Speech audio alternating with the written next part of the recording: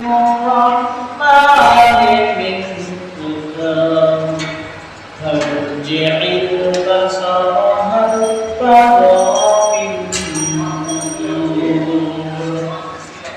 ثم ارجع البصر كرتين ينقلب إليك البصر خاسئا وهو حسير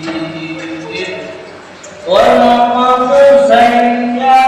السماء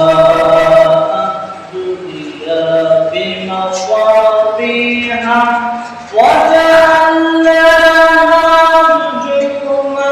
للشياطين وأعتدنا لهم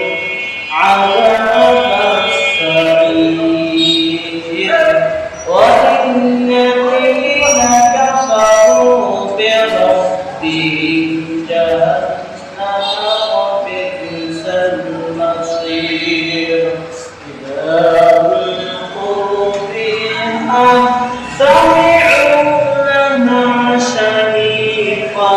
وهي تفور تكاد تميز من الغيظ كلما ألقي فيها فوج سألهم خزنتها ألم يأتكم نذير قالوا بلى قد جاءنا نذير فكذبنا وكنا ما نزل الله من شيء إن أنتم إلا في ضلال